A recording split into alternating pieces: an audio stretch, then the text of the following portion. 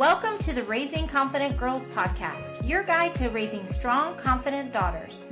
I'm Melissa Jones, the founder of Girls Positivity Club and a teacher for over 20 years. In a world where girls often feel overwhelmed, anxious, and confused, this podcast is your go-to space. As caregivers, we navigate challenges together. I founded Girls Positivity Club to provide a place where you belong and get the tools to face today's hurdles. Consider this your regular check-in with a trusted friend, offering insights and practical tips for meaningful conversations. I'm here to help you feel confident on this journey of raising a generation of empowered girls. Let's dive in and raise those confident girls together. Hey everybody, and welcome back to Pep Talk Friday. I'm Melissa, and I'm so happy that you're here. This one is for the parent who may feel a little bit worn down by being the place where everything spills. And you may have a close relationship with your daughter and you have really great talks. And sometimes it feels like you're the one who sees the tears, the frustration, the emotional unraveling. And maybe you feel like you're the only one that she does this with, or you're the main person. And for me, that was always my mom. Like I was trying to hold it together the entire school day because what I spent most of my time doing, because I didn't have the tools or the support or the place to belong outside of my home, was I spent my time comparing myself to other girls, wondering what was wrong with me and like why I wasn't good enough to be friends with certain girls, especially like the popular girls. I didn't understand what I had done wrong because I felt like I was nice and I'm not perfect, but I had a lot of just confusion about why I didn't feel belonging at school. And so I was a kid who, when I went to school, I still sometimes broke down and cried because I've always been very sensitive, and that wasn't looked upon very well by my teachers or by other kids. I was often called a crybaby and things like that. But especially on the days when I held it together all day, my mom was definitely this person. And really, I was trying to hold it together every day.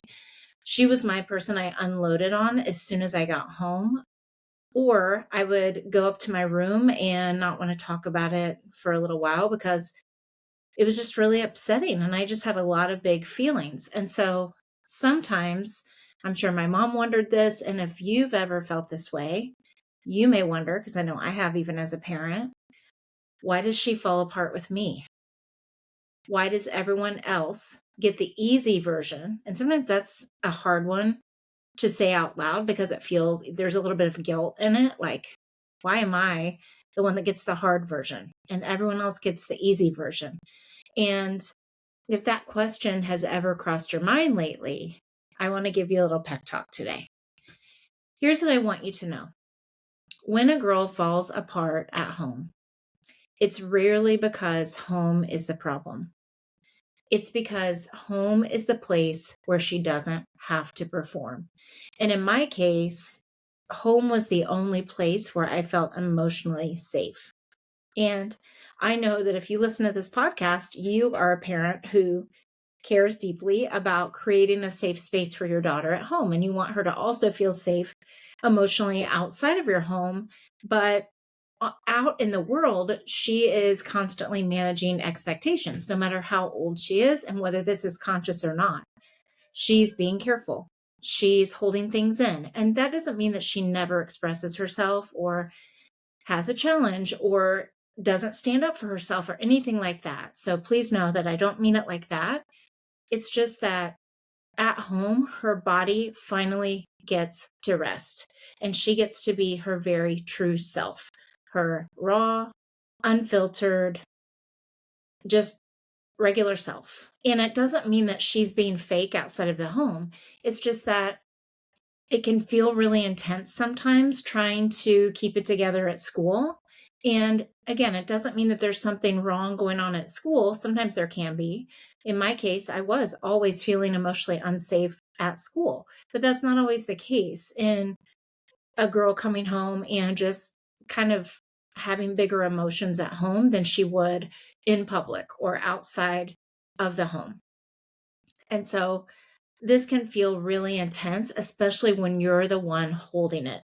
So if you are the person that she comes to, and I would often greet my mom, like say, hi, mom, and then I would just fall apart right then. I would either on the stairs because that led up to my bedroom, or at the table, or sometimes on the front porch. I would just lose it right away because I needed my mom. I needed that safe place to land. And sometimes I just needed a hug.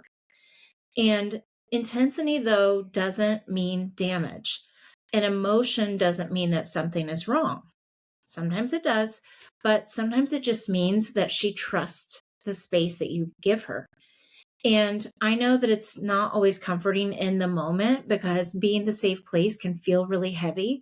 And I know for my mom, anyways, she felt like she didn't know what to do to help me. And a lot of mine did stem from school, but sometimes too, when I had big reactions at home, she felt this heaviness of like she wanted to help me and she didn't know what to do. And so what she didn't realize was just being there and loving me anyway and holding that space for me was the best thing she could have done. I didn't need perfect advice. And you don't get applause for that. I mean, in the moment, like back then, I didn't know. Of course, I said thank you sometimes, but you don't get applause for that. And it's often invisible. Most people don't see, how things are at home unless they live with you. And you don't get feedback all the time that says you're doing this right. You just get the feelings. So if today has felt like a lot, or sometime you've had this feeling where it's felt like a lot, I want to offer you this reframe. Being the place where it comes out doesn't mean you're failing. It means you're trusted.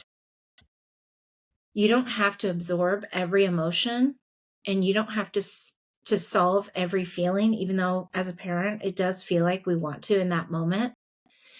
And it is hard not to absorb. I know I'm a deep feeler and I do absorb it sometimes. And you don't have to make sense of it all in that moment, because sometimes the most powerful thing you can do is stay steady, stay kind, and let the moment pass without it turning into a lesson. That kind of presence teaches something deep. I can fall apart and still be loved. And that matters more than getting through the day without tears or anger or frustration or whatever that big feeling is for the girls in your life. If this week has been heavy, let yourself put some of that weight down. You're holding space, and that matters. I'm right here with you, and I'll see you next time. Thanks for joining another empowering episode of the Raising Confident Girls podcast. Share today's insights with caregivers and friends, building beautiful relationships with strong girls. Hit subscribe so you never miss an episode. We're not just a podcast, we're a community. Follow Girls Positivity Club on social media for more empowering content on Instagram, Facebook, TikTok, and YouTube. This podcast empowers you, supporting incredible girls. Let's create strong, beautiful relationships with the girls in our lives. I appreciate you listening today. Stay confident, stay connected. Until next time, keep raising those confident girls. You've got this.